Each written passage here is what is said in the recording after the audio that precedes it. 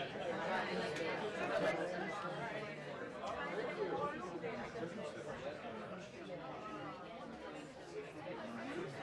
Good morning. How are you? Hi.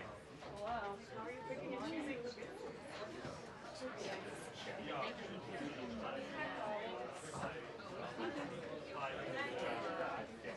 Guys, I'm just gonna have to share. Thank you. Just do it. Take one, pass it back. Yeah. Thank you. Like college.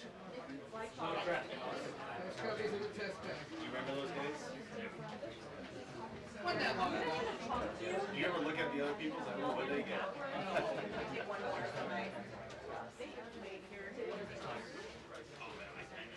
Taylor. Really? Can I just like frisbee it? And pass it to the doctor. Thank you. Potentially, it will still be up on the street, so I feel home. Hello. Yeah, they're being passed around.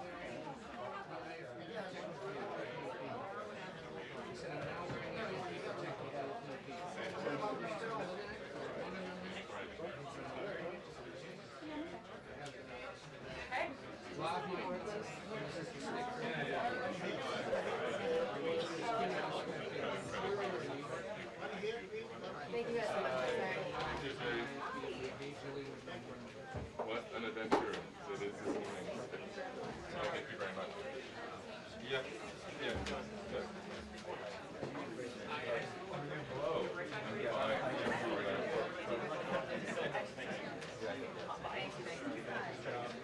Will the president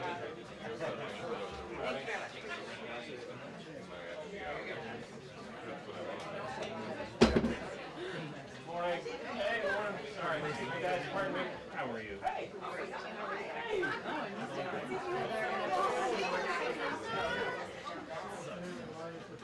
You can see.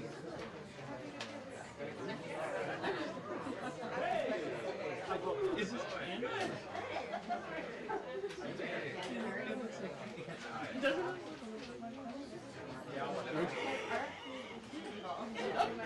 It's actually bridging lots of different stuff. Okay. It's synergy. He had that in a large soda.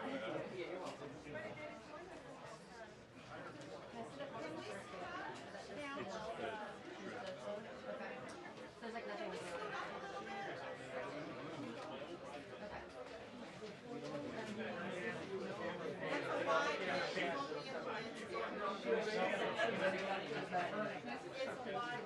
It's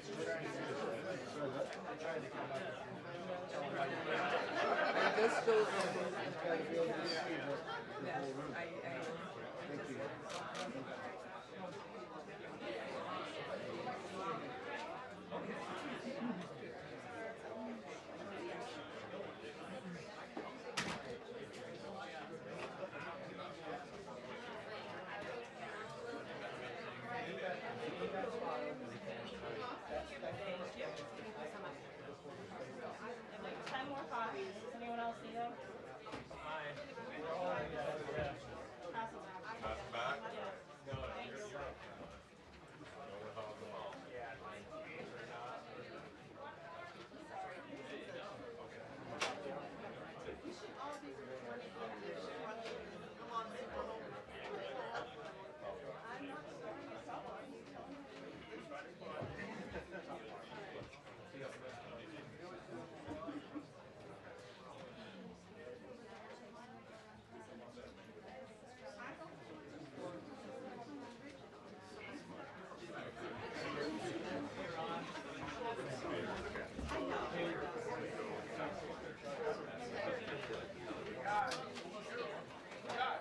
Last time.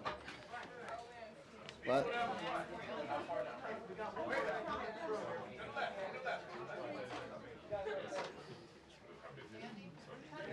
Everybody good?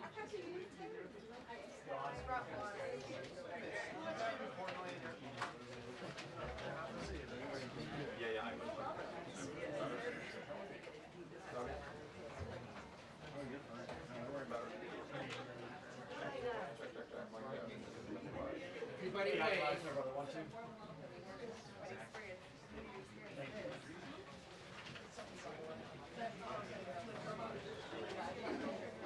Hey, Ed, how you doing this morning? Good morning. You're smiling. Might as well. We need more joy in this world, Ed. Come on. Yeah. Yes. Do you have a preference on length?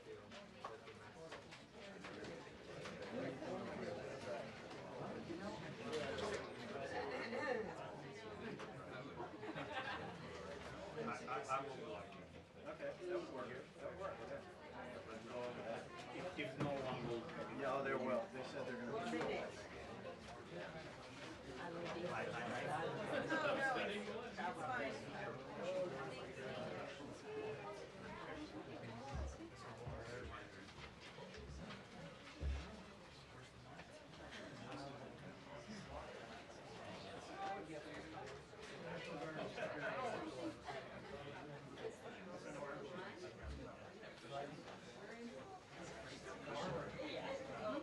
National Guard armor.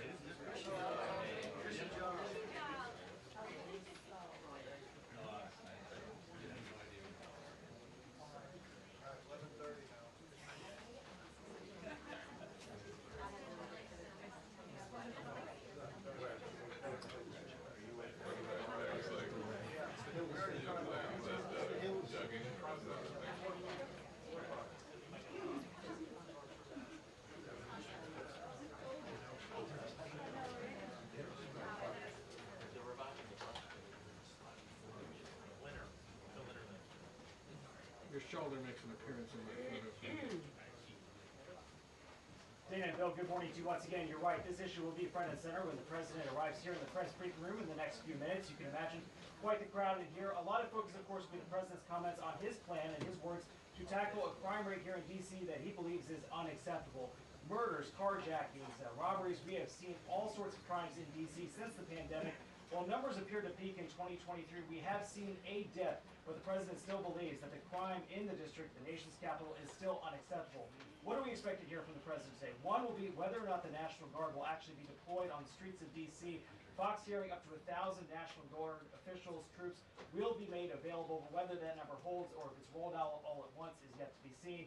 Over the weekend, we saw a number of federal law enforcement agencies, ICBP, FBI, ATF, out on the streets with D.C. Metro Police, also looking into what's happening on a daily basis. Just over the weekend in Navy Yard, it's a beautiful part of D.C., right near where the Washington Nationals play. We saw a fight break out, lots of teenagers, gunshots, and from that we also saw the city impose a juvenile curfew because so much of the focus, Dana, has been on the younger offenders in the district and whether or not the penalties have been too light for those people, 14, 15, 16, who may be committing crimes. I remember we saw a number of carjackings from the last 2 years or so where it was shocking to find out that it would be a 14 or 15-year-old that would rob somebody at gunpoint and, of course, make off with the vehicle as well. We know that the new U.S. Attorney for D.C. has also been urging the City Council to come in and stiffen some of those penalties. But one of the biggest questions also will be about whether or not the President will have such authority to do what he's likely to unveil here. The White House already giving out a fact sheet of what they say is some of the arrests that were made over the weekend with the help of additional federal law enforcement sources. But one of the other questions would be whether or not we see Congress try to rein in some of D.C.'s self-governing authority that dates back several decades. It's something that Republicans up on the Hill have talked about for a long time, but may not have had the votes to do just that. D.C. has a Democratic mayor, Muriel Bowser, who had been critical of Trump in the past, especially after what happened in early of 2021. But since then, they seem to have found somewhat of a working relationship. She was on another network over the weekend in which she said that the president would be in his authority to send the National Guard out to help with D.C. police, to help with law enforcement. But we've also heard from other D.C. officials, including the sole delegate of D.C. up on Capitol Hill, who believes she does not believe the president has such authority. So obviously the focus will be on what the president is able to implement, what kind of time frame he's looking at. The White House putting out this fact sheet, basically comparing the murder rate of D.C. to other world capitals, looking at Colombia, looking at London, and whether or not those numbers would be acceptable. There's been a lot of talk also about crime this year compared to years past. D.C. police, as well as the mayor's office, has been trying to point that crime is still down from what they saw just a few years ago, but crime before the pandemic still a major issue, and like we talked about the incidents over the weekend, it is still everywhere, whether you're even just leaving the White House, going up in the National Mall area H Street corridor. If you've been to DC, there is a lot of this area that is absolutely still under a concern for DC police. There's also been a question about resources, how many officers left the force after the pandemic. Dana, we'll see if the president weighs in on this, as well as his upcoming summit with Russian President Vladimir Putin on Friday. Dana.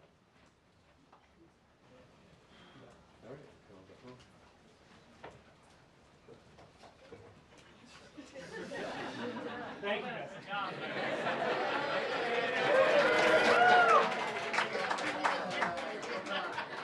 All right, Gabe, no pressure. Next.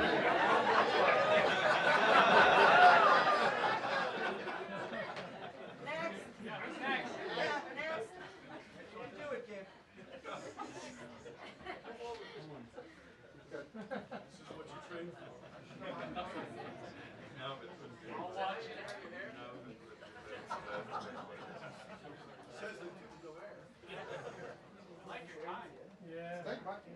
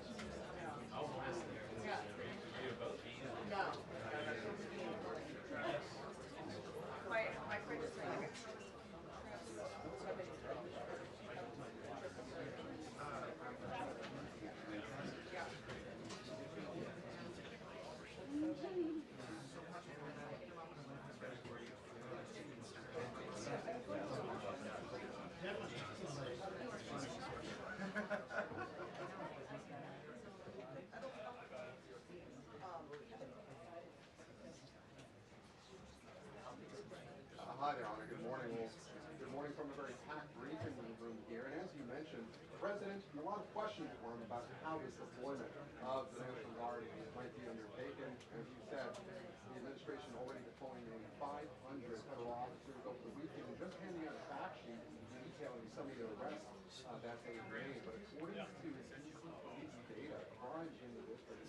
26% since this time last year. Now, there are a lot of questions about has the president considered deploying national guard troops here? Where might they be deployed? The mayor brought into these plans before he was forced posted for office. So we're waiting to hear right now, in a few moments, what the president plans to do. That fact sheet handed out by the administration thus far, and a post on social media several hours ago, the president saying that DC will be, quote, liberated today. Now, of course, on it is not the only topic that we're expected to hear from the president. Preparations are underway. High stakes meeting between President Trump and Russian President Vladimir Putin on a major unanswered question right now. Will President Zelensky be invited to that summit on Friday in Alaska?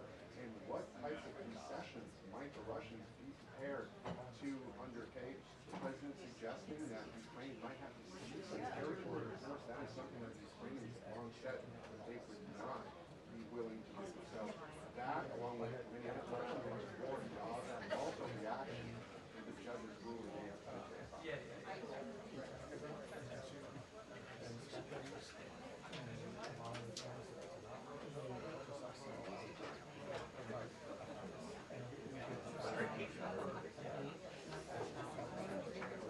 So quiet.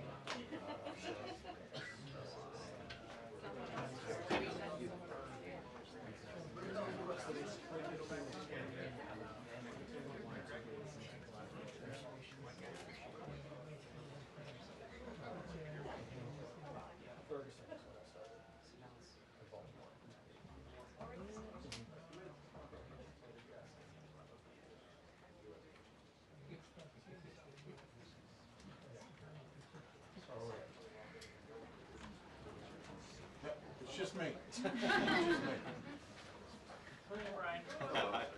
Do they look ready back there? Yeah. No. No. I'll get down there. The camera pan. I'm gonna be swinging to cover the whole room. I got you. I'm gonna get that. I promise. Get a seat. Yeah, I will. They're not, it's not gonna matter.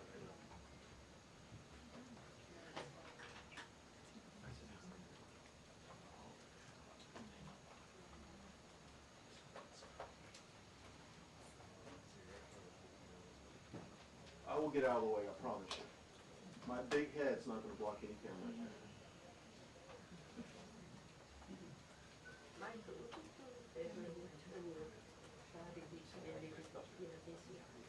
Thank you.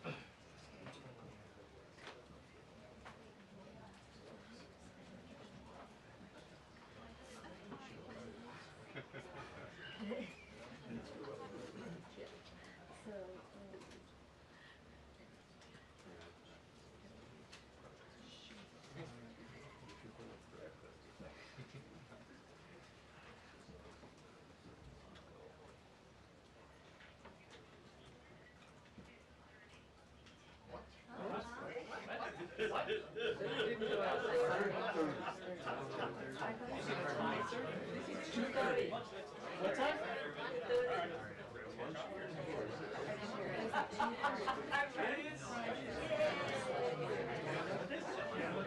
I'm gonna go out there. Man of the people.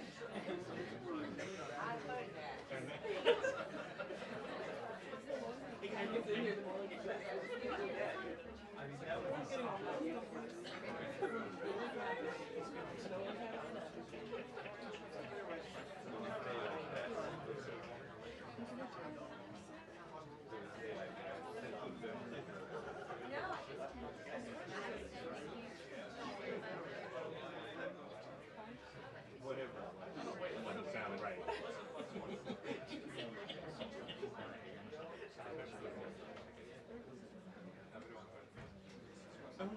All right.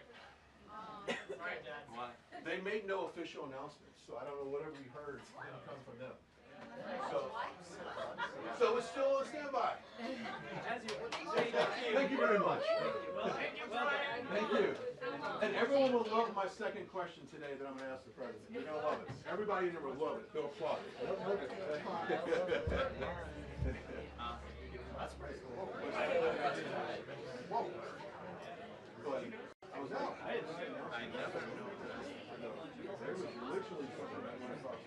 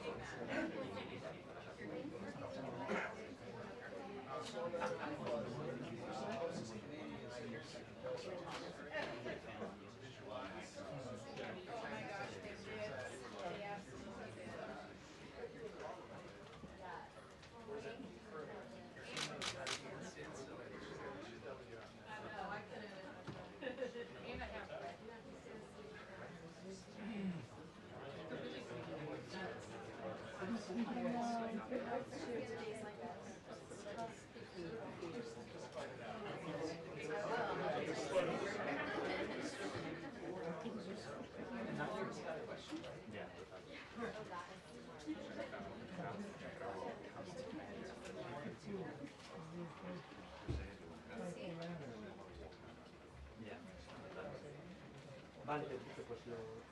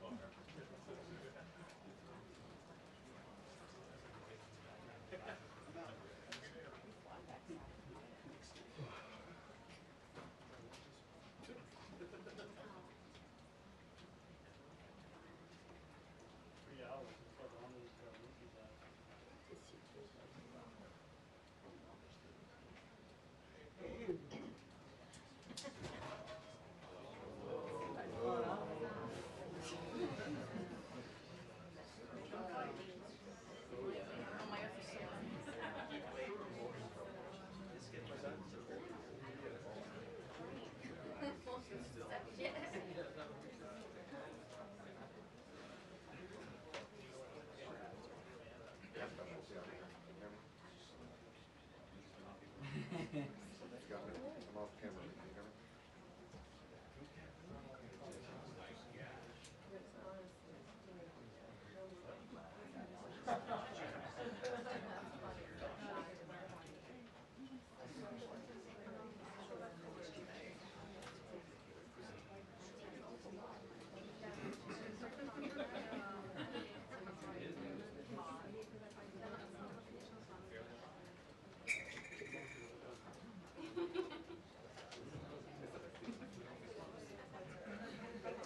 Yeah, check, mic test.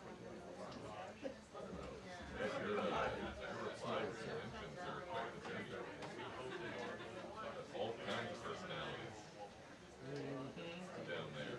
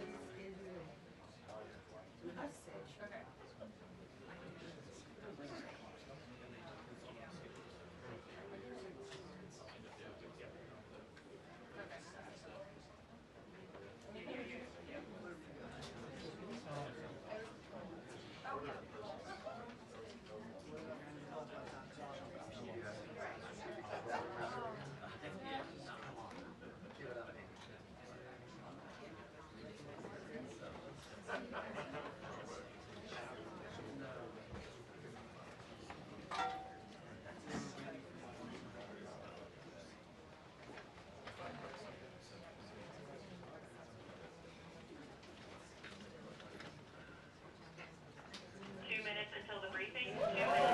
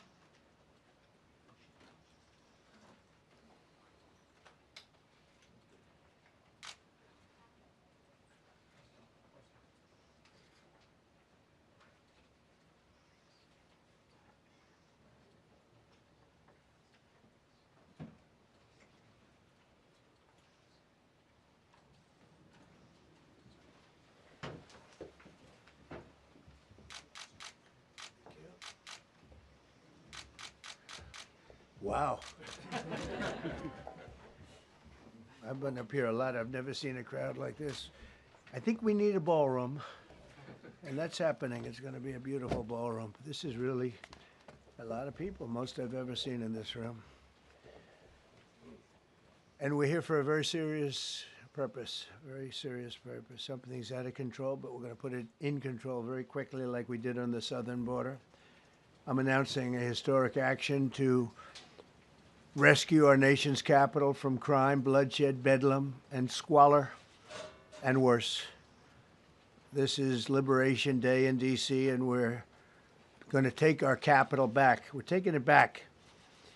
Under the authorities vested in me as the President of the United States, I'm officially invoking Section 740 of the District of Columbia Home Rule Act. You know what that is? And placing the D.C. Metropolitan Police Department under direct federal control, and you'll be meeting the people that will be directly involved with that. Very good people, but they're tough, and they know what's happening, and they've done it before. In addition, I'm deploying the National Guard to help reestablish law, order, and public safety in Washington, D.C., and they're going to be allowed to do their job properly. And you people are victims of it, too. You know, you're reporters, and I understand a lot of you tend to be on the liberal side, but you don't want to get mugged and raped and shot and killed. And you all know people and friends of yours that happened. And so you can be anything you want, but you want to have safety in the streets. You want to be able to leave your apartment or your house where you live and feel safe and go into a store to buy a newspaper or buy something. And you don't have that now. The murder rate in Washington today is higher than that of Bogota, Colombia, Mexico City, some of the places that you hear about as being the worst places on earth, much higher. This is much higher. The number of car thefts has doubled over the past 5 years, and the number of carjackings has more than tripled. Murders in 2023 reached the highest rate probably ever. They say 25 years, but they don't know what that means because it just goes back 25 years. Can't be worse. Our capital city has been overtaken by violent gangs and bloodthirsty criminals, roving mobs of wild youth, drugged out maniacs and homeless people. And we're not going to let it happen anymore. We're not going to take it. Just like we did on our southern border. Nobody comes through our southern border anymore. 3 months in a row, we had zero. I don't know if that's right, but the people that do the work, it's a very liberal group of people, actually, and they actually said zero for the last 3 months. Nobody thought a thing like that was possible. And, you know, when you say take a look at numbers, I just saw some charts. These are different cities throughout the world. Red is... Okay, the red is a place called Washington, D.C. Look at these. Baghdad we doubled up on Baghdad. Panama City, Brasilia, San Jose, Costa Rica, Bogota, Colombia, heavy drugs. Mexico City, I mentioned, Lima, Peru, all double and triple what they are. So do you want to live in places like that? I don't think so. I don't think so. And I think the people in this room, if you wrote correctly, you'd see, look at the kind of numbers we have. D.C., 41 per 100,000, number one that we can find anywhere in the world. Other cities are pretty bad, but they're not as bad as that. That where you want to live? The reporters of the world? Juvenile offenders and crimes against persons, as they say. It's getting worse. Not getting better, it's getting worse. And we had a recent indication. There was a story about a man who was just left. He quit because he was asked to do phony numbers on crime. And we're going to look into that. I think Pam is going to be looking into that. But he was asked by the city, I guess, that we don't want to show the real numbers. Let me do numbers so it looks like it's going down. Not going down. And under Biden, it was a disaster. And nobody did anything about it. We're going to do things about it like you wouldn't believe. Every American has a constitutional right to be able to access and petition their government in safety, and countless federal officials and employees likewise have the right to carry out their jobs in peace without being shot. As you know, I lost a very good person a while ago, was shot, waiting for his wife. He was in the car. They robbed his car. They shot him. They killed him like it was nothing to it. She was walking to the car. It's a horror show. This issue directly impacts the functioning of the federal government and is a threat to America, really. It's a threat to our country. We have other cities also that are bad, very bad. You look at Chicago, how bad it is. You look at Los Angeles, how bad it is. We have other cities that are very bad. New York has a problem. And then you have, of course, Baltimore and Oakland. We don't even mention that anymore. They're so far gone. We're not going to let it happen. We're not going to lose our cities over this. And this will go further. We're starting very strongly with D.C., and we're going to clean it up real quick, very quickly, as they say.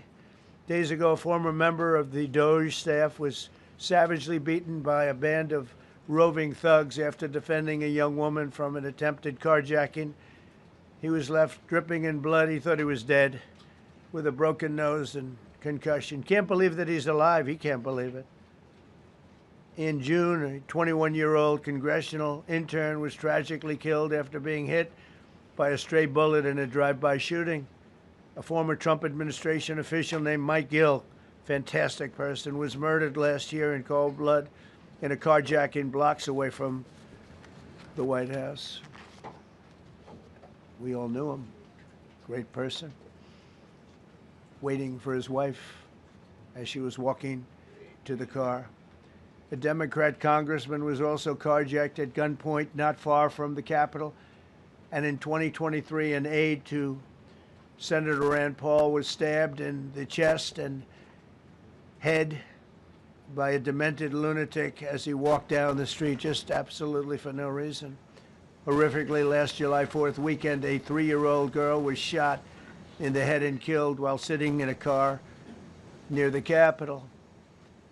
It's becoming a situation of complete and total lawlessness. And we're getting rid of the slums, too. We have slums here. We're getting rid of them. I know it's not politically correct. You'll say, oh, so terrible. No, we're getting rid of the slums where they live. Caravans of mass youth rampage through city streets at all times of the day. There are ATVs, motorbikes. They travel pretty well. Entire neighborhoods are now under emergency curfews. Just this past weekend, gunfire went through, and you saw that, the Navy Yard. I saw it this morning. They saw that they fought back against law. See, they fight back until you knock the hell out of them, because it's the only language they understand. But they fought back against law enforcement last night. And they're not going to be fighting back long, because I've instructed them and told them whatever happens, you know, they love to spit in the face of the police as the police are standing up there in uniform. They're standing and they're screaming at them an inch away from their face. And then they start spitting in their face. And I said, you tell them, you spit and we hit. And they can hit real hard. It's a disgusting thing. I've watched that for years, for 3-4 years. I've watched them. The police are standing, and they're told, don't do anything under any search. So and you can see they want to get at it. And they're standing there, and people are spitting in their face, and they're not allowed to do anything. But now they are allowed to do whatever the hell they want. This dire public safety crisis stems directly from the abject failures of the city's local leadership. The radical left city council adopted no cash bail. By the way, every place in the country where you have no cash bail is a disaster. That's what started the problem in New York, and they don't change it. They don't want to change it. That's what started it in Chicago. I mean, bad politicians started it, bad leadership started it, but that was the one thing that's central, no cash bail. Somebody murders somebody and they're out on no cash bail before the day is out. We're going to end that in Chicago. We're going to change the statute. I spoke with Pam and Todd and everybody. We're going to change the statute, and I'm going to have to get the Republicans to vote because the Democrats are weak on crime, totally weak on crime. They don't know why. They want to stop because they get mugged too. But we're going to change no cash bail. We're going to change the statute and get rid of some of the other things. And we'll count on the Republicans in Congress and Senate to vote. We have the majority, so we'll vote. We don't have a big majority, but we've gotten everything, including the great, big, beautiful bill. Got that done, and that's one of the greatest things that's ever happened to people in this country. They're starting to figure it out, how good it is. Biggest tax cut in history. So many things. But we'll be able to get that done. So, Todd, if you and Pam can draw up things working with the people, we will. I'll get it passed. We'll get it passed with the Republicans. Probably won't get, think of this, probably won't get one Democrat vote because they have no idea what they're doing. That's why they want men playing in women's sports. That's why they want transgender for everybody transgender. And they just got walloped in an election, in a landslide, and they haven't changed one thing. I saw the other day the certain gentleman who was a very well-known politician, Democrat, was fighting like hell that men should be allowed to play in women's sport. They just don't get it. They said it's an 80-20 issue, and I think it's a 97-3 issue. And I don't know who the three are. I've never heard anybody nobody's ever come up to me, sir, you have to let men play in women's sports. You have to do it, sir. Nobody's ever approached me. I don't know where this issue even comes from. Never seen anything like it. But they turned our nation's capital into a sanctuary jurisdiction. That's the other thing. We have to get rid of sanctuary cities as quickly as possible. We're going to do it, too. We have to. because it's sanctuary for criminals. Releasing illegal alien gang members onto the streets in 2022, nearly 70% of criminals arrested in Washington went unprosecuted. That's not going to happen with the group we have standing aside and standing behind me. And at the Metropolitan Police Department, it's now reached a small number relatively compared to what it was, but it's thousands of people. You know, we have thousands of police. I was told today, sir, they want more police. I heard a number, 3,500 police. That's a lot of police. 3,500. I thought they were going to say, we only have 30 policemen or women. He said, we have 3,500. We need more. You don't need more. That's so many. I never heard. That's like an army.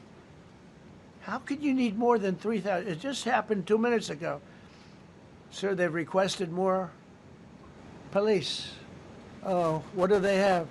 About 3,500. I said, 3,500? This is not a big area. It's ridiculous. What you need is rules and regulations, and you need the right people to implement them. And we have the right people here, that I can tell you. Look at the border. Biden said, there's nothing you can do. Kamala was the border czar. She never called one of the Border Patrol agents who are great. ICE is great. Never spoke to anybody. Never went there.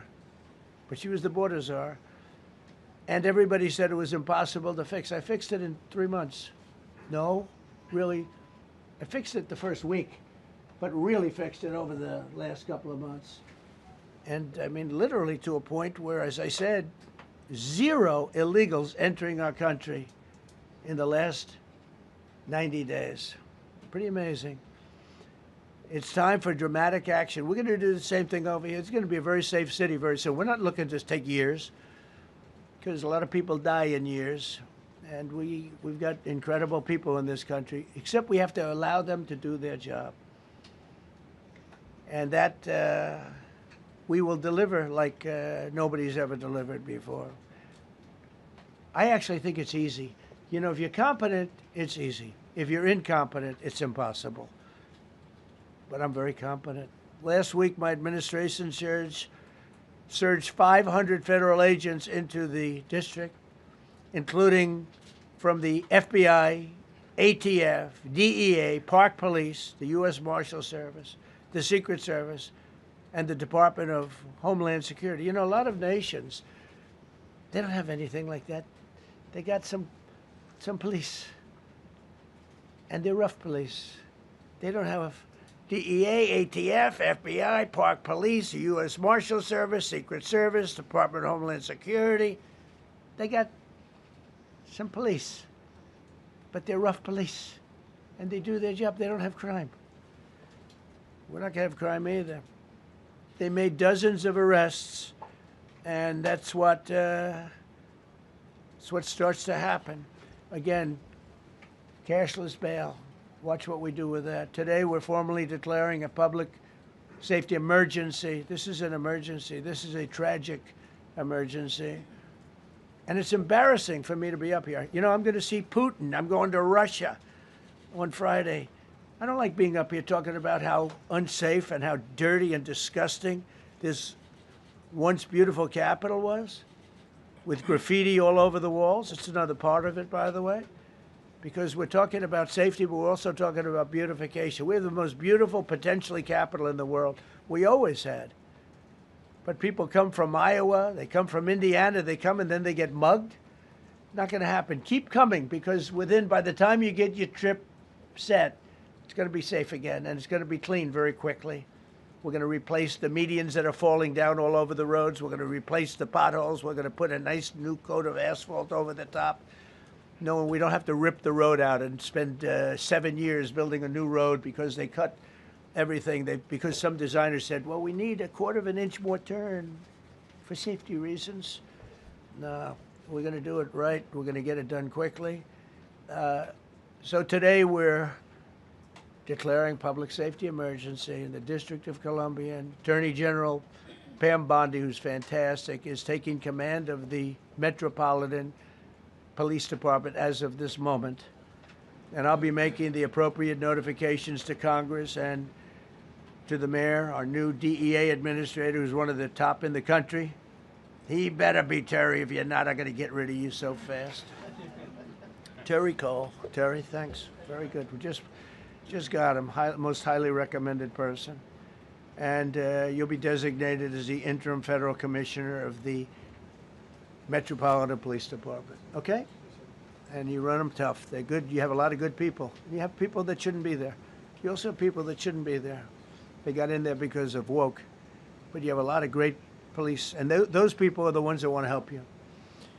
This city will no longer be a sanctuary for illegal alien criminals.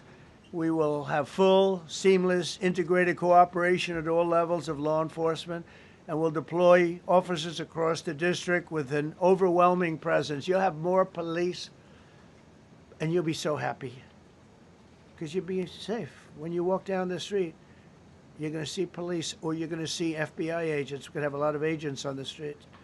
And you're going to have a lot of essentially military, and we will bring in the military if it's needed, by the way. We're going to have National Guard. But Pete Hegseth will tell you about it. We will bring in the military if needed. People say, oh, that's so terrible. He's going to bring in, it's been used many times over the years. I don't think we'll need it. I think we've got so many great people, including the people that are in the police department with proper leadership. They'll immediately begin massive enforcement operations targeting known gangs, drug dealers, and criminal networks to get them the hell off the street, maybe get them out of the country, because a lot of them came into our country illegally. They shouldn't have been allowed in. They come from Venezuela. They come from all over the world. We're going to get them the hell out.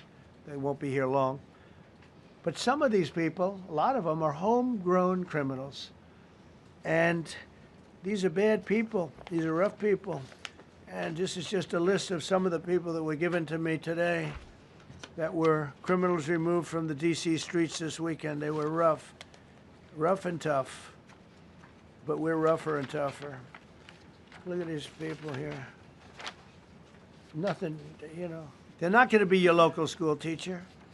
Look at this guy. He has killed people numerous times. They're not going to be an asset. They will never be an asset to society. I don't care. I know we all want to say, oh, they're going to be rehabbed. It's not going to be rehabbed. I'm going to ask Doug Burgum to come up and say a couple of words because he's in charge, as you know. He's Interior, but he's in charge of the U.S. Park Police. And I've heard so many great things about the Park Police. They're proud of it. They've been there for a long time. Their families oftentimes grow into the roles. They love the country. They love this area. So, Doug, could you say a few words, please? Thank you, Mr. President. On behalf of the U.S. Park Police, this is the oldest federal police force in the nation. They were formed in 1791 by none other than President George Washington. They've got the awesome responsibility of protecting our nation's most sacred monuments. The National Mall, Washington Monument, Jefferson Memorial, Lincoln Memorial, Statue of Liberty, and out west, the Presidio and the Golden Gate area. These folks have tens of millions of visitors a year, the kind of people that President Trump's talking about that come from around the country and around the world to see our sacred and learn about our history and our sacred monuments. They've been doing a fantastic job, but they are so pleased, the rank and file, that President Trump is now allowing them to enforce the law. As those of you that live in the city may know, that the circles and the triangle parks that are spread throughout D.C. are actually federal park property. So the U.S. Park Police also have responsibility for that. These became littered with homeless camps under the Biden administration. All of you saw that. Since President Trump's executive order on March 27th, making D.C. safe and beautiful again, the U.S. Park Police have removed over 70 homeless camps. And President Trump also talked about beautification. They're stopping and enforcing the laws against graffiti on our monuments. They've removed over 80 specific attacks against our history with graffiti on our monuments. So they continue to do a great job, whether it's in their vehicles, on foot, or on the mounted police that you see around the National Mall. And President Trump, they thank you. The rank and file is so happy to be enforcing the law again. Thank you for your leadership. And they're excited about the announcement you're making today. Thank you. Very good. Great job you're doing. Thank you very much. Pete, could you say something about the military, if you would? Well, Mr. President, it's an honor to be here. And at your direction this morning, we've mobilized the D.C. National Guard. It'll be operationalized by the Secretary of the Army, Dan Driscoll, through the D.C. Guard. You will see them flowing into the streets of Washington in the coming week. At your direction as well, sir, there are other units we are prepared to bring in. Other National Guard units, other specialized units. They will be strong, they will be tough, and they will stand with their law enforcement partners. This is nothing new for DOD.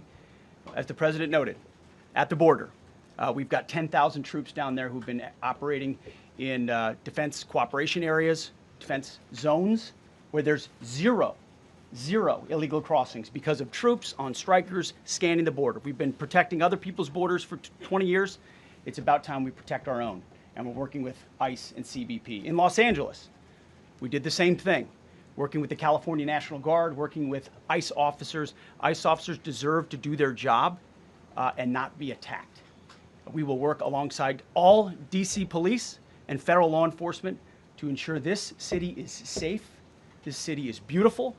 And as I always say about President Trump to the troops, he has their back. And my message to the National Guard and federal law enforcement in Washington is, we have your back as well. Be tough, be strong, we're right behind you. Thank you, Mr. President. I'm going to ask Pam, because she's now, as you heard me say, she's really in charge of a lot of what we're talking about. She's done an incredible job. People are going to start to see the fruits of her labor. And Pam, maybe you could say a few words about what we're talking about here. Sure, President. Let me be crystal clear. Crime in D.C. is ending and ending today.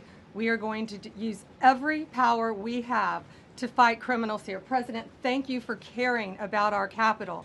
Families come here every summer. Our museums are free. We have the National Zoo. We have the National Gallery. D.C. should be a place where everyone can come and feel safe. Behind me and to my side, we have some of the best career law enforcement and prosecutors in the country who are ready to take this on. As the President said, Terry Cole is going to be supervising the Metro Police Department. Gaddy Serralta, our U.S. Marshal, is going to be supervising command and control, the entire operation. Our Deputy Attorney General, Todd Blanche, and I will be working with them closely, along with our great FBI Director, Kash Patel. Kash is going to talk to you in a minute about what we did in Virginia recently with Governor Youngkin. Many of you covered that, and it was tremendously successful. Not only that, our secret weapon here in D.C. is U.S. Attorney Jeanine Pirro, one of the toughest prosecutors and a former judge, and she is going to be talking about juvenile crime, how it's out of control here, and what she's going to do to fight back. No more crime rampant in our beautiful capital. No more teenage girls beating a disabled man to death. No more of that. No more drive-bys. We're going to do everything we can. And working with the ATF Director Driscoll and Commander of the Army, we're going to all work together. That's what we all do in this room. We work together, we fight. Do not underestimate one person in this room. We're going to make D.C. beautiful. We're going to make D.C. safe again. One other thing, just at the wharf a few days ago, the area of the wharf, Terry Cole reached out to me, not even nightfall, on the weekend, where so many families and tourists go. A guy's overdosing from fentanyl on a park bench. In the middle of families around, they administer Narcan and saved his life. No more of that. The President of the United States is going to clean up D.C., and we're going to be there to help him, and we're going to be successful. Thank you. Thank you, Pam. Cash, talk about Northern Virginia, if you will. Northern Virginia, we had a big success. Thank you, Mr. President. Thank you, Attorney General Bondi, for your leadership, Deputy Attorney General, and the rest of our interagency partners. Mr. President, the following is what happens when you let good cops be cops, and I just want to highlight that before I get into Northern Virginia. This year alone, under President Trump's administration, we've had over 4,000 child victims identified and found. That's a 33% increase from the same time period last year. 33% increase. We've had a seizure of 1,500 kilograms of fentanyl up to this date. That is a 25% increase since the same time period last year. And just to put it in perspective, 1,500 kilograms of fentanyl is enough to kill 115 million Americans. 115 million Americans. Cops are getting after it. The FBI has arrested 19,000 people this year alone. Thanks to President Trump's administrations, that's double than where we were this time last year. And we have also arrested 1,600 people who have committed violent acts against children. Children. 270 of them are human traffickers of children. Mr. President, this is what happens when you have great leadership at the Attorney General with Pam Bondi, your administration's priority of protecting the homeland and protecting American citizens and protecting our children, and the murder rates are plummeting. We are now able to report that the murder rate is on track to be the lowest in U.S. history, in modern recorded U.S. history, thanks to this team behind me and President Trump's priorities. And how do we do it? And what are we going to bring to D.C.? What we did in Northern Virginia, thanks to Terry Cole and Governor Youngkin and the team, we stood up a task force out in my Northern Virginia field office, and we said, let's let good cops be cops, let's get them the intelligence and what they need, and let's get the red tape out of their way, and let's get DOJ partnered up with us to bring great prosecutions, and that's exactly what we did. In 1 month, we arrested 545 violent felons, 545 in the state of Virginia, thanks to Governor Youngkin's partnership. And that simplicity in law enforcement is what's coming to Washington, D.C. When you let good cops be cops, when you give them the intel they need, when you work with our Homeland Security Task Force, when you work with Terry and Gaddy and I go way back to Miami, these guys are great leaders of the respective departments and law enforcement capacities. And when you have the DOJ and President Trump driving behind this mission, we are going to clean up Washington, D.C., and we're going to do it the right way, the lawful way, and we're going to make sure Washington, D.C. is safe again. Thank you, Mr. President. Thank you, Attorney General. Thank you very much. Thank you, Cash.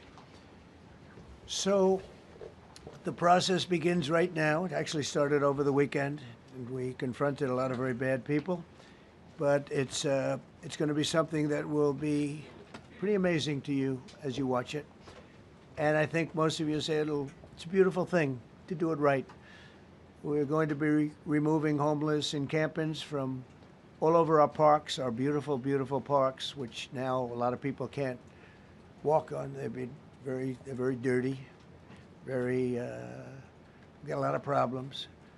But we've already started that. We're moving the encampments away, trying to take care of people. Some of those people, we don't know how they even got there. Some of those people are from different countries, different parts of the world. Nobody knows who they are. They have no idea, but they're there. We're getting rid of the people from underpasses and public spaces from all over the city. There are many places that they can go, and we're going to help them as much as you can help. But they'll not be allowed to turn our capital into a wasteland for the world to see. The Metropolitan Police Department and the federal authorities will be supported in the effort, a really big effort, the 800 D.C. National Guardsmen that we'll put on, and much more if necessary, much more. You remember I said, I offered 10,000 once. Remember I said to a certain person, person who I thought always was highly overrated, not very competent, but I said, if you need them, we'll give you 10,000 of the military or the National Guard. They turned me down. But if necessary, we're going to move service members directly to joining the Guardsmen, and that'll take place very rapidly, and that'll be done in conjunction with Pam and with Pete and everybody else. Washington, D.C. should be one of the safest, cleanest, and most beautiful cities anywhere in the world, and we're going to make it that. We're going to make it safe. We're going to make it smart. We're going to make it beautiful, so beautiful. Some of the buildings, we're going to add to it. You see what we've done at the White House. White House is a whole different building. I do that in my part-time because it's a natural instinct as a real estate person. I was very good at that, and I was very good at fixing things up. I like fixing things up. You see what's happening. The marble floors are being reinstalled, renovated, fixed. The whole place is becoming very beautiful. We're going to be adding a magnificent ballroom, most beautiful ballroom, I think, anywhere. We need it. I would have certainly loved to have had it today. I think we would have filled it up. A lot of you are standing outside, can't get in this room. I have never seen the room like this, which tells me that you want to talk about, I mean, this was a D.C. news conference. It tells me that you want to talk about crime in D.C. and beautification of D.C., but I'm going to put that's easy. And I think, frankly, fixing the crime with the pros, fixing the crime is easy, too. A person who I've known for a long time, and she's been incredible. She was a fantastic, one of the best ever district attorneys in New York. She was in Westchester, and she became a judge, very successful judge. And then she went into show business because she was such a good DA and such a good judge, tough judge, but fair, always fair. Nobody ever complained about that, but she was tough. And because of that and her reputation, she went into showbiz. So a lot of people don't, they think of Janine as showbiz. Actually, showbiz was not her thing. And she did great. She was on, along with a couple of other of my friends, on the #1 show. And she did great. But this is what she loves doing. This is really her baby. What she's going to do is going to be incredible. And I'd like to speak for just a few seconds on what she has in mind, what she wants to do. We're going to be appointing some judges. We have some open spots, and we're going to take people, because the judges are letting killers out. They just say, go, that's okay, don't worry about it. So we're putting some, Pam recommended, Todd recommended, some judges that are great. Janine recommended. Janine's given me 3 great candidates already. We have about 10 open spots, and we can probably create some more. We need them. Janine, would you say a few words, please? Thank you very much, Mr. President, and thank you, Madam Attorney General, and to all my partners here. We all want the same thing. We all want a safe city. We want a safe capital. We want to be able to bring our families here. We want to be able to come and enjoy the history that makes this place great. And unfortunately, we are not in that position right now. And Mr. President, I want to thank you for taking the step that we need right now to make criminals understand that they are not going to get away with it anymore. And I'm not going to stand here and go over and over the cases. But what I can tell you is this. I see too much violent crime being committed by young punks who think that they can get together in gangs and crews and beat the hell out of you or anyone else. They don't care where they are. They can be in DuPont Circle, but they know that we can't touch them. Why? Because the laws are weak. I can't touch you if you're 14, 15, 16, 17 years old and you have a gun. I convict someone of shooting another person with an illegal gun on a public bus in the chest, intent to kill. I convict him. And you know what the judge gives him? Probation. Says you should go to college. We need to go after the D.C. Council and their absurd laws. We need to get rid of this concept of, no cash bail. We need to recognize that the people who matter are the law-abiding citizens, and it starts today. But it's not going to end today, because the president is going to do everything we need to do to make sure that these emboldened criminals understand we see you, we're watching you, and we're going to change the law to catch you. And my final note is this.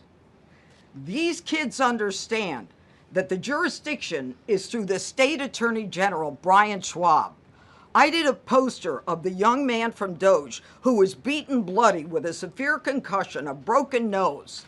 And then I did a poster of what happens to those kids, because I can't arrest them, I can't prosecute them. They go to family court and they get to do yoga and arts and crafts. Enough. It changes today.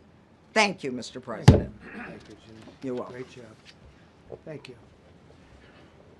If I could, I just signed some executive orders. I'd like to have Will please come up, and we'll let the people know what we signed. Do you want to put them down? Yes, sir. Go ahead. A short while ago in the Oval Office, President Trump signed 2 crucial executive actions to deal with the emergency crime conditions we currently face in the District of Columbia. The first of these was an executive order, as President Trump said before, invoking his powers under Section 40 of the Home Rule Act to take federal control of the D.C. Metropolitan Police Department. Along with that executive order, President Trump signed the statutorily required notification letters to Mayor Bowser and to the relevant House and Senate committee leaders. The second major executive action that President Trump signed was a presidential memorandum directing the Secretary of Defense to utilize the National Guard to address the conditions we see on our streets here in D.C. It also authorized the Secretary of Defense to work with state governors to utilize their National Guard units if necessary as well. These are bold, decisive steps intended to combat the out-of-control crime conditions we've seen on D.C.'s streets for far too long. And I, for one, am deeply proud to be part of an administration that's finally coming to terms with these issues, sir. Thank you very much. Sir. Thank you. So, just to conclude, Washington, D.C.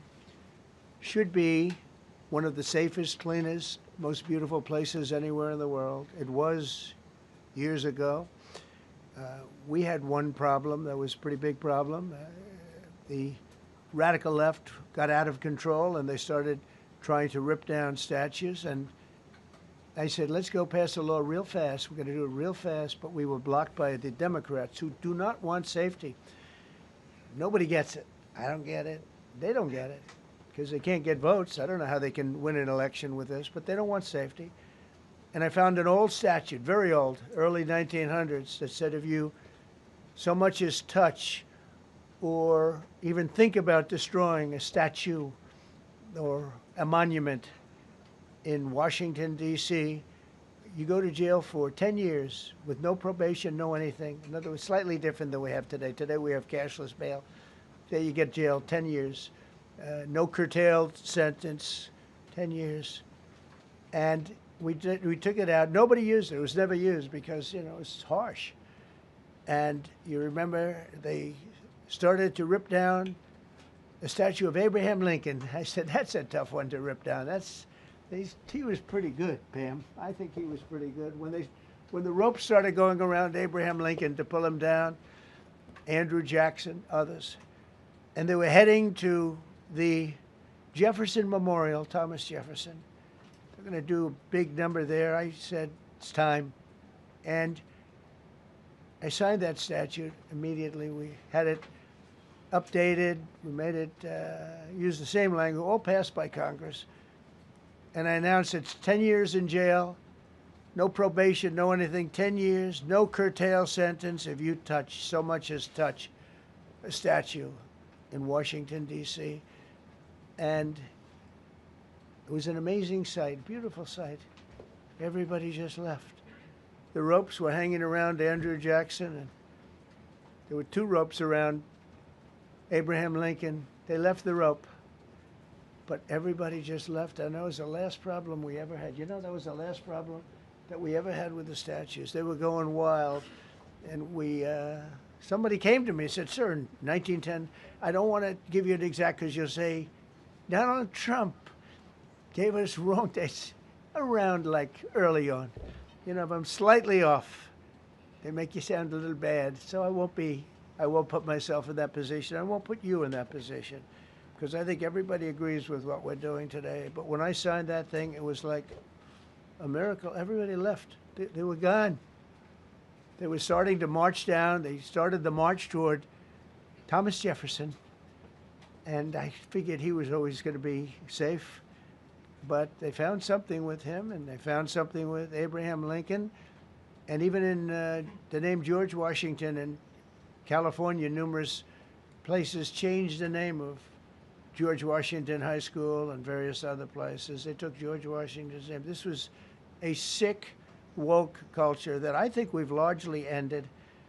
And a lot of those people that were woke are now turning out to be the opposite. I won't go so far as to say MAGA.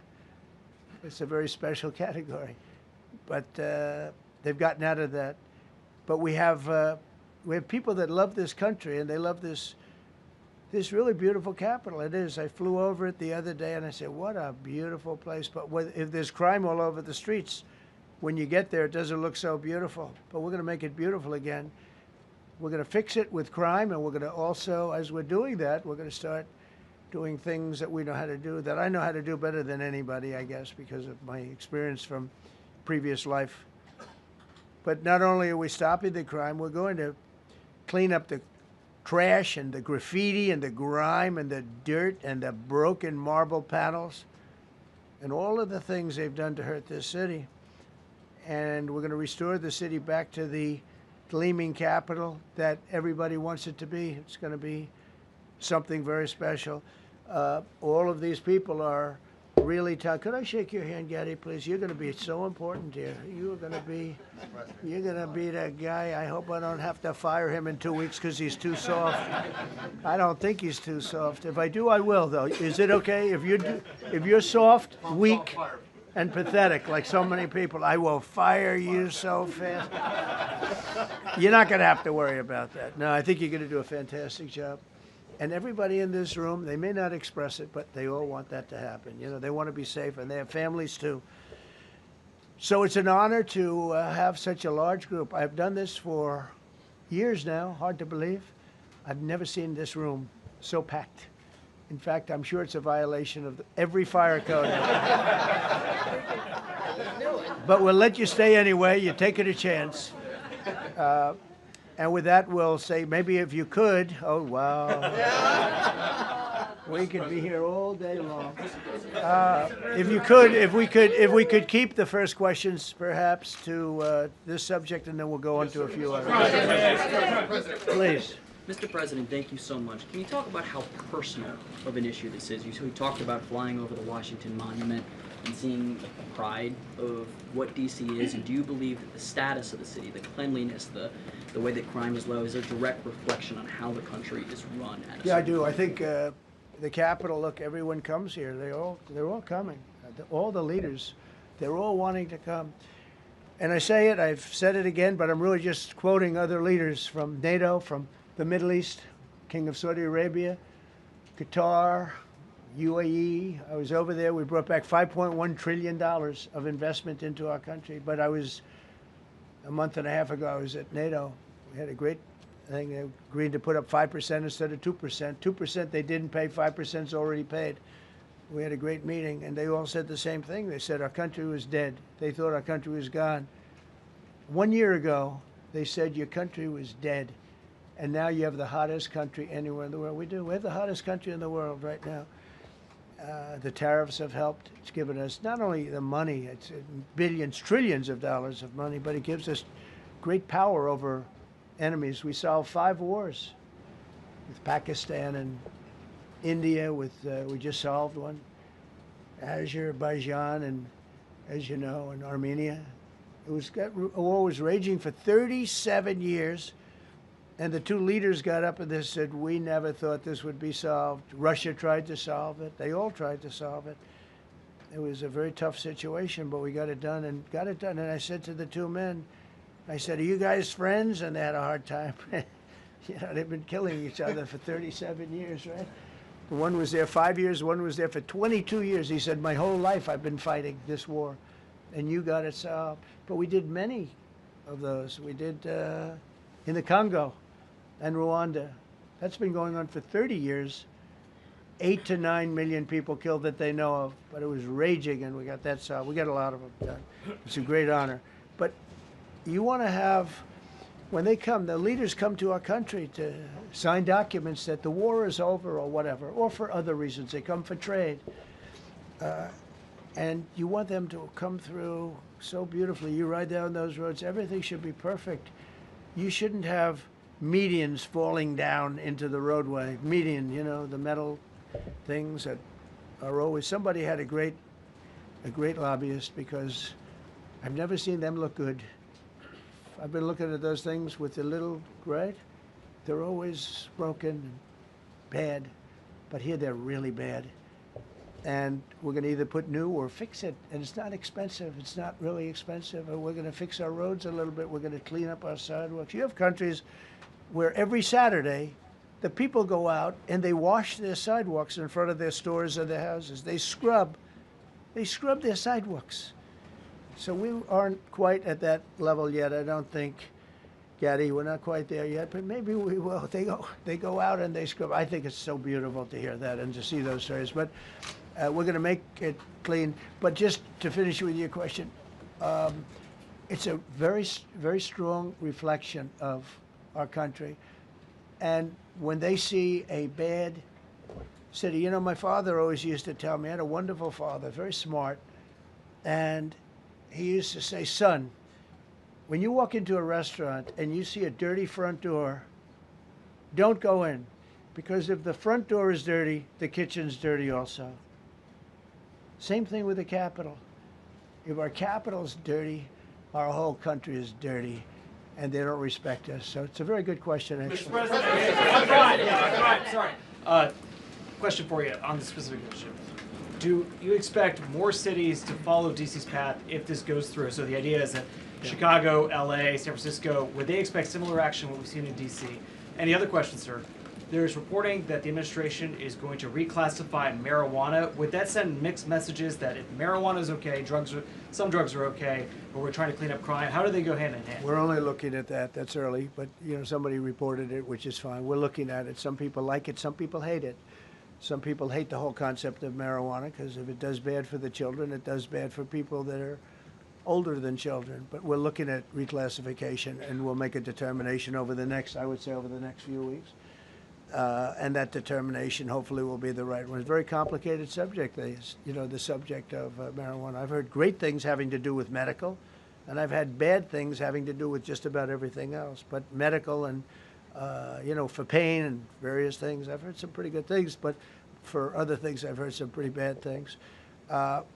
The other part of your question, I mean, we're just going to see what happens with it all. We're going to have a tremendous success in what we're doing. Other cities are hopefully watching this. They're all watching, just like everyone's watching here. They're all watching, and maybe they'll clean up, and maybe they'll do this and get rid of the cashless bail thing and all of the things that caused the problem. I mean, if you go back, this whole thing with cashless bail is a disaster. So many problems came that we never had before. So they're watching us today, and if they don't learn their lesson, if they haven't studied us properly, because we're going to be very successful. I have zero doubt about that. It's going to be. It's a question of will it be really fast, like the border. Everyone said, they used to say, Biden used to say, I need legislation. I didn't get any legislation. I called up our people, and we did a great job. Tom Homan was great.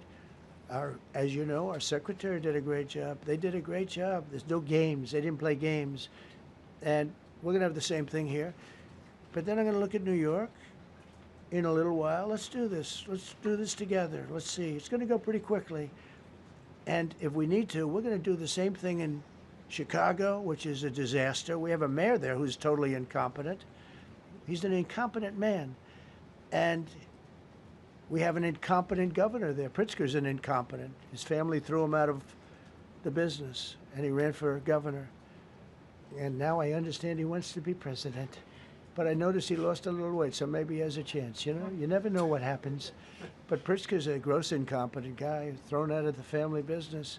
But when I look at Chicago and I look at L.A., if we didn't go to L.A. 3 months ago, L.A. would be burning like the part that didn't burn. If he would have allowed the water to come down, which I told him about in my first term, I said, you're going to have problems. Let it come down. We actually sent in our military to have the water come down into L.A. They still didn't want it to come down after the fires. But that was it. We have it coming down. But hopefully L.A. is watching. That mayor also. The city's burning. They lost like 25,000 homes. I went there the day after the fire. You were there, and I saw people standing in front of a burned down home. Their homes were incinerated. They weren't like, even the steel was literally, it was all warped and literally disintegrated because of the winds and the flame and the whole thing. It was like a blowtorch. They were standing on this beautiful day, maybe a couple of days after. We gave it a little time because what they had suffered. Almost 25,000 homes. And you see what's happening now. They didn't give their permits. I went to a town hall meeting. I said, we're going to get you the federal permits, which are much harder. Almost immediately. Lee Zeldin is a star. He did an incredible job. They have all their federal permits. They don't have their city permits. And the mayor said to me, we think we could have them in 2 years. I was walking down the street, and I met with firemen and police. And I was saying hello to many people that were standing in front of their homes with yellow tape. You can't go in. You can't go onto the lot. And those people wanted to start rebuilding their homes then and there. And the mayor said, we should be able to get them the permits within 2 years. I said, that's a shame. 2 years? Are you kidding? I'm going to get them the federal permit like almost immediately. 2 years. And she drew it back. Well, maybe 1 year. The place was booing her out of the place. They don't have their permits to build their homes. And now they're talking about putting, this is among the most beautiful areas was in the country. Now they're talking about putting low-income housing there. Can you believe this? I love low-income housing. I made money with low-income housing. I built low-income housing. I know more about low-income housing and luxury housing. I know about everything real estate. They want to replace some of those homes with low-income housing. They haven't gotten their permits yet. We've gotten all the federal permits, which are much tougher to get, and it was done almost immediately through Lee Zeldin and Federal Environmental. And I watched the other day, those people are angry. And now, you know, they had tremendous, they loved that area. They loved the whole big area, different places, but they loved it. It was all luxury stuff and beautiful stuff, and some wasn't that luxury, but the level of love for that neighborhood, their neighborhoods, was incredible. And you know what? I watched people on television, they want to go, they want to leave. They've lost their spirit, they've lost their heart, because the mayor's incompetent, and Gavin Newsom is incompetent. He's got a good line of bullshit, but that's about it. He's incompetent. And you have Los Angeles is, you know, it's amazing. You know, I called, the first thing I did, I got the Olympics to go there. I was the one that got it. And by a rare thing that happened, I'll be the president. I was very upset because I got the Olympics there, and I said, I won't be president when it comes. But bad things happened, and illegal things happened, really illegal things happened. Now it turns out one good thing was I'm going to be the president for the Olympics for 2050, for 250, which is going to be fantastic, and also for the World Cup. So we have a lot of good things, and I hope 250 is going to be, the 250th anniversary is going to be the best. But when I looked at those people, and I saw last night on television that they still don't have their permits, it's a disgrace what's happened in Los Angeles. Yeah, thank you. The China tariff deadline is tonight. Do you plan to extend that? We'll see what happens. China's been, we've been dealing very nicely with China, as you probably have heard. They have tremendous tariffs that they're paying to the United States of America. And we'll see what happens. They've been dealing quite nicely. The relationship is very good with President Xi and myself. President, you mentioned your upcoming meeting with President Putin. Can you tell us what you hope to get out of that and whether you'll consider inviting President Zelensky to join? So you have to understand, this is a war that should have never happened. This is a war that wouldn't have happened if I were president. It would have never happened. It was the apple of his eye. I got along very well with President Putin. But if you look, under President Bush, they took a lot of territory. Under President Obama, they took a lot of territory. Under Biden, they essentially took the whole thing. You know, it's just a question of time. Under Trump, you know what they took? Nothing, nothing. I was the one that said, you can't build your pipeline. That was half built. I came in, I stopped the pipeline. It's called Nord Stream 2. Nobody knows that, you know. Nobody ever heard of Nord Stream 2. You might have not even heard it. Biggest pipeline in the world. I stopped it. I was not a friend of Russia, but I got along well with Putin. It's always good to get along with other countries if possible, but that doesn't mean you roll over like Biden did. Biden came in and he immediately approved the pipeline. I couldn't believe it. Then they say Trump wasn't tough on Russia. I wasn't tough. I was the toughest. Putin said, if you're not tough, I would hate like hell to see you. I stopped the biggest economic development job, the biggest job that Russia had ever built. I stopped it. It was dead. And this low IQ president came in and he let them build the pipeline and supply oil and gas all over Europe, you know. So this is really a feel-out meeting a little bit. And President Putin invited me to get involved. He wants to get involved. I believe he wants to get it over with. Now, I've said that a few times, and I've been disappointed because I'd have like a great call with him, and then missiles would be lobbed into Kiev or some other place, and you'd have 60 people laying on a road dying. I said, that's cold, that's cold. But it's a violent war. 5,000 to 7,000 people a week are dying. And you know, there's nobody from here. They're all Russian and Ukrainian people, and some people from the cities, much smaller number, but still, those missiles do damage and they kill a lot of people, but mostly soldiers. And they're young soldiers, although in the case of Ukraine, they're getting much older. They're drafting 60-year-olds now. It's a terrible thing to witness, and I think I have an obligation. Look, this is Joe Biden's war. This is not my war. I made a deal with NATO a month ago. You covered it very accurately, actually. We don't pay anything anymore. You know, we're not paying anything. They are buying things from us, and NATO is paying us. I got it raised from 2% of GDP to 5%. And they're paying us for everything that we send. We're not paying. But Biden approved $350 billion. Europe has spent $100 billion. The money that's been spent and the death is incredible. It's the worst thing that's happened, by far the worst that's happened since World War II. So I'm going in to speak to Vladimir Putin. And I'm going to be telling him, you got to end this war. You got to end it. And he wasn't going to mess with me. This war would have never happened. You know, we had a discussion about it one time, and we never had that discussion again. Would have never happened. And when the election was rigged, and then Biden took office, which was barely took office, the auto pen took office, bad things started happening. Bad things, stupid things were said. And it ended up in a war. And you know, and I don't believe this will happen anymore because I have that pretty well covered.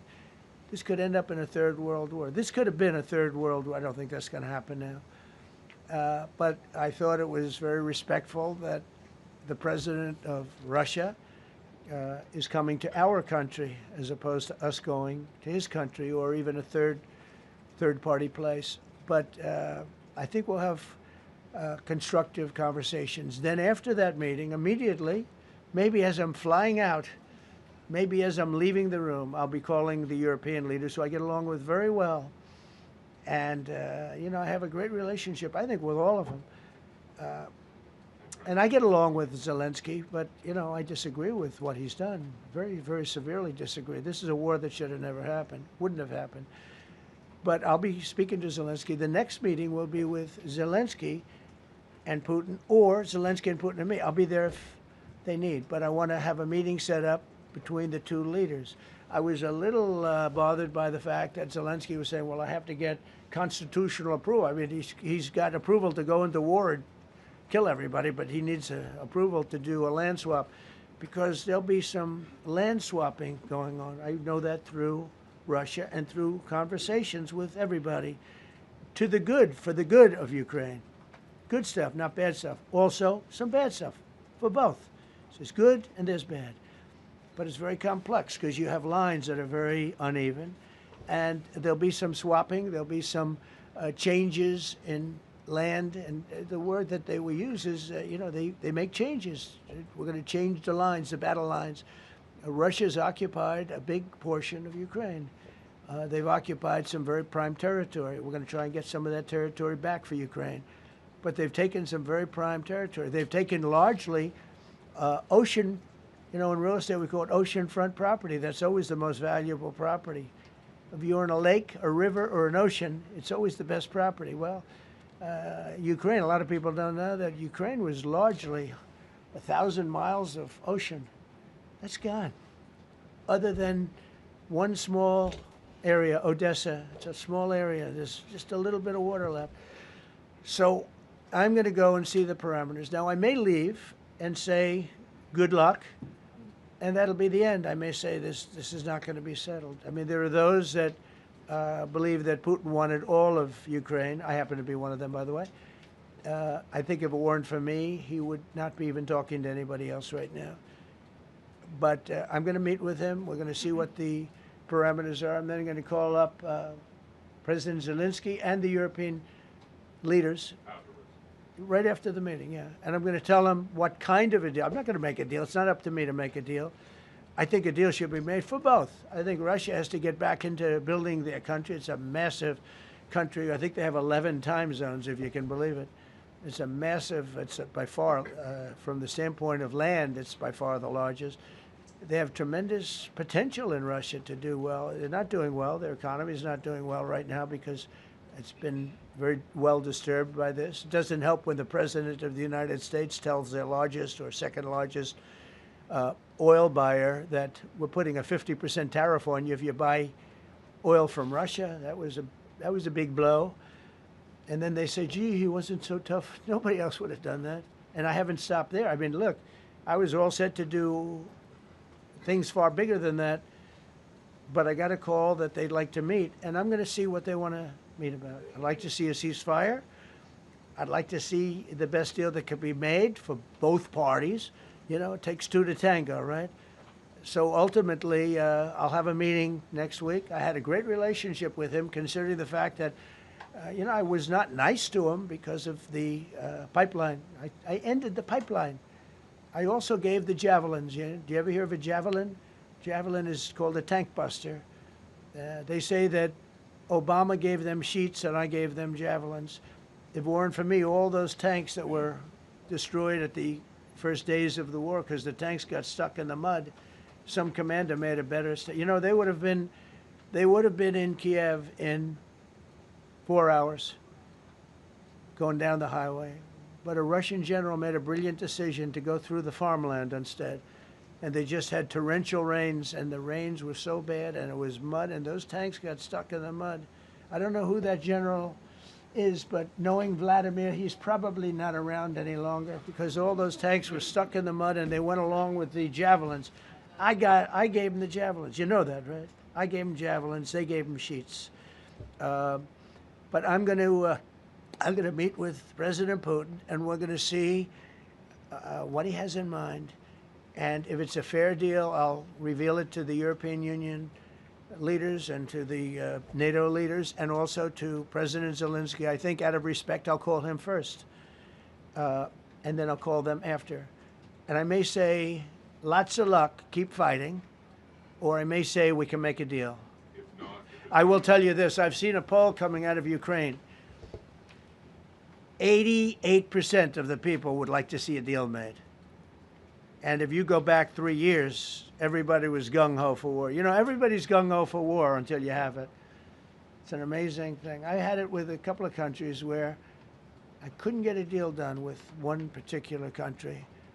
And I just couldn't. The guy's great. He's a friend of mine. Great. Good leader. Tough as hell. I couldn't get the deal done. And then he went into war for a short period of time. You know where I'm talking about. First term. And it was nasty. Guys being killed all over the place. And he went through 1 week of war, and I was able to get the deal done. He said, this is nasty. Yes, please. Yeah, just to follow up on what you were saying there. First of all, Volodymyr Zelensky is not invited on Friday? He wasn't a part of it. I would say he could go, but he's gone to a lot of meetings. You know, he's been there for 3.5 years. Nothing happened. And what is the definition? I mean, do you want somebody that's been doing this for 3.5 years?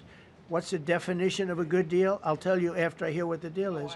Because there could be many definitions. You know, you're talking about a very large and complex situation. Now, I tell you, the war that I just settled with Azerbaijan and with, as you know, in Armenia was almost as complex as this one, having to do with routes, trade. Meeting on Friday with Vladimir Putin. Well, we're going to have a meeting with Vladimir Putin, and at the end of that meeting, probably in the first 2 minutes, I'll know exactly whether or not a deal can be made. How will you know that?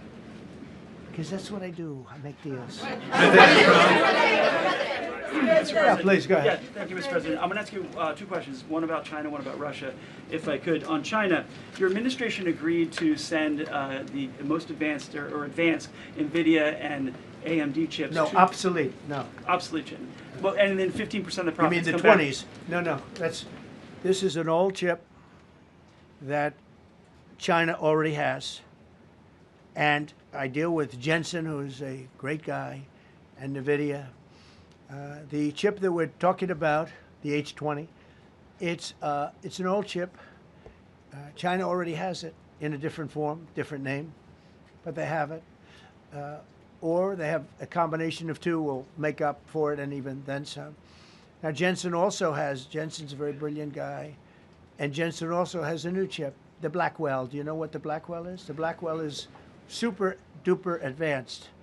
I wouldn't make a deal with that, although it's possible I'd make a deal, a somewhat enhanced in a negative way Blackwell. In other words, take 30% to 50% off of it. But that's the latest and the greatest in the world. Nobody has it. They won't have it for 5 years. But the H20 is obsolete. You know, it's one of those things. But it still has a market. So I said, listen, I want 20%. if I'm going to approve this for you, for the country, for our country, for the U.S. I don't want it myself.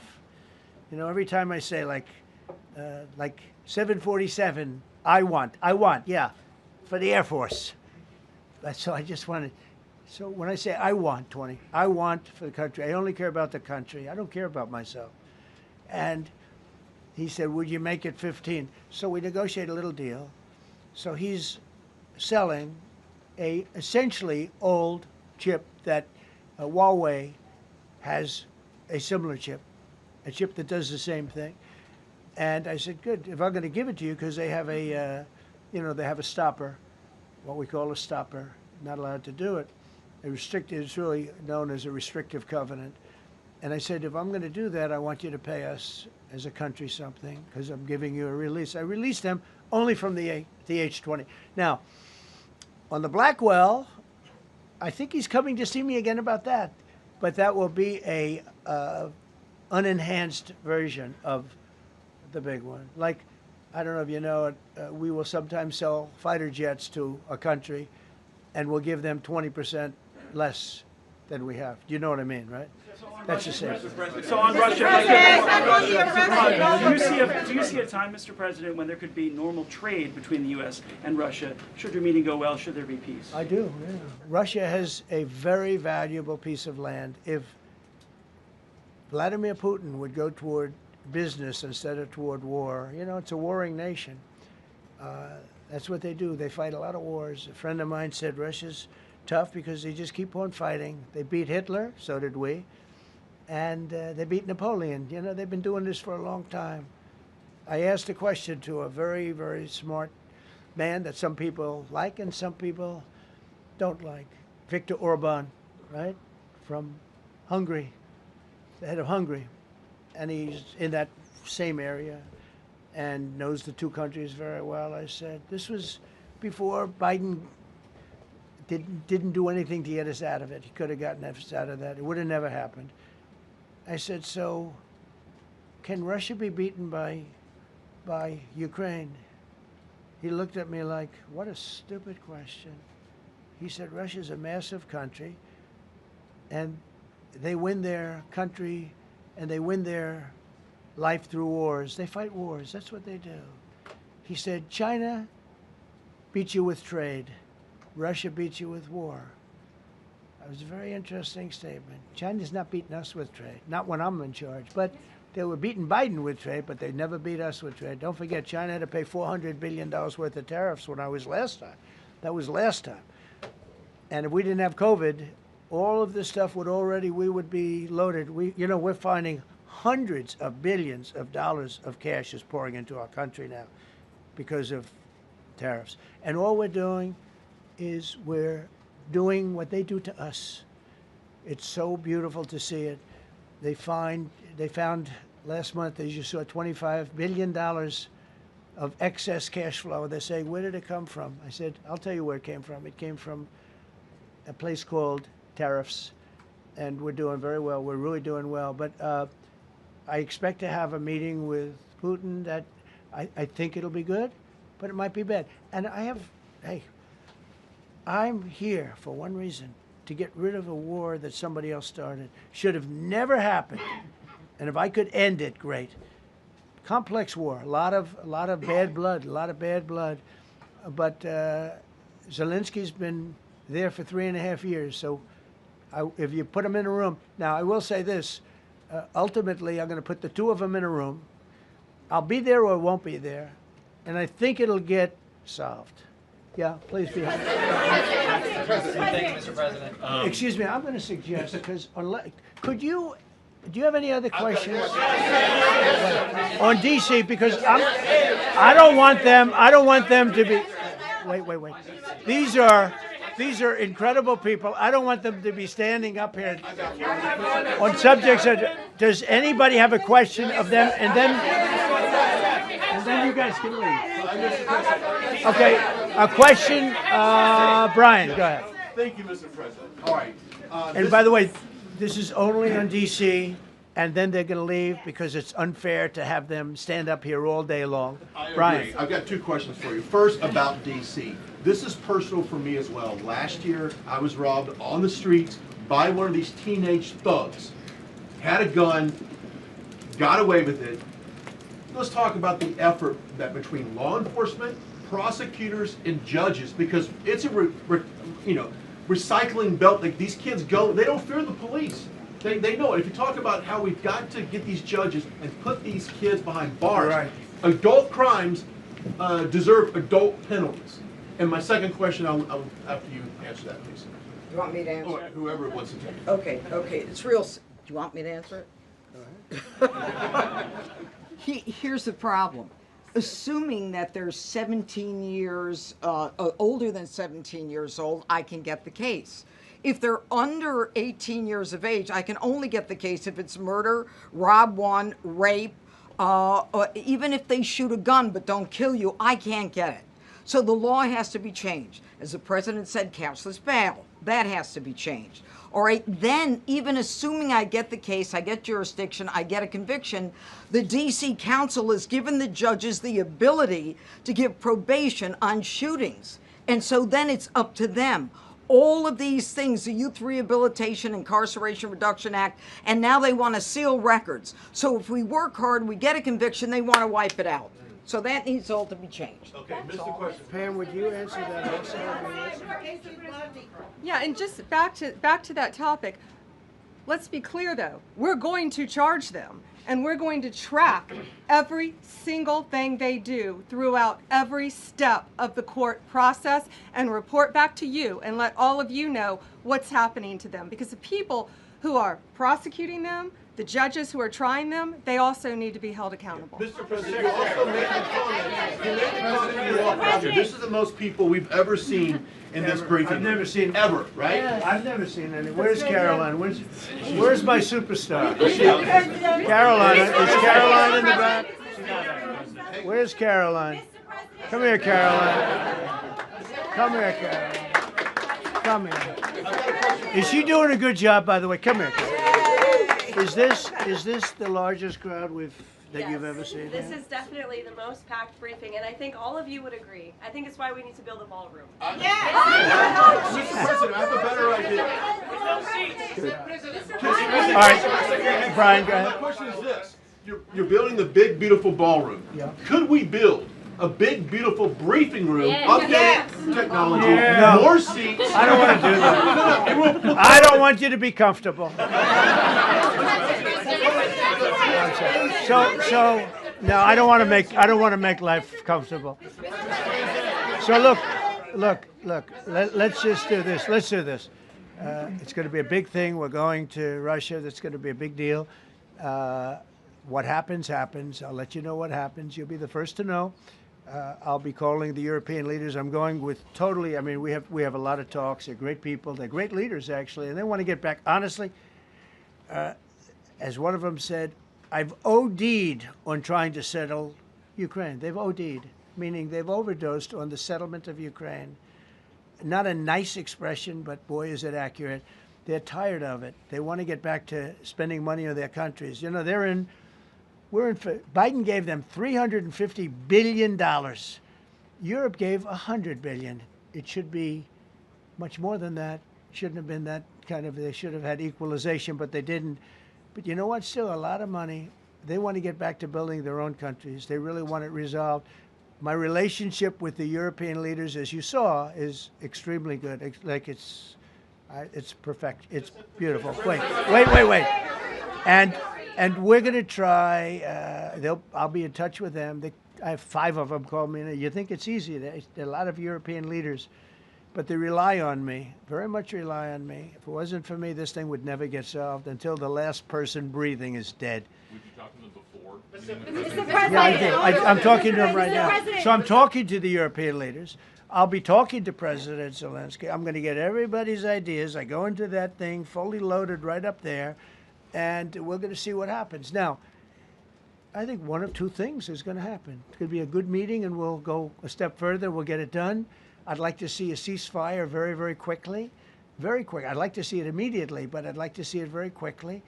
And we're going to be dealing with the European leaders, and we're going to be dealing with President Zelensky, and hopefully we're going to have a great success. As far as this, what we did today, and I I think you were here for D.C. more so than even Russia, because Russia will be, you know, we have a couple of days to go. But the Russia is going to be very interesting. But to me, what is very exciting, and we're going to take back our capital. We're going to make it beautiful again, but we're going to make it, more importantly, safe again. It's going to be so safe. It's going to be a model. And then we'll look at other cities also. But other cities are studying what we're doing. And you have some capable people in other cities. They can do it too. But we have a great group of professionals. We're going to have a safe, beautiful capital, and it's going to happen very quickly. Thank you all. Thank you all very much.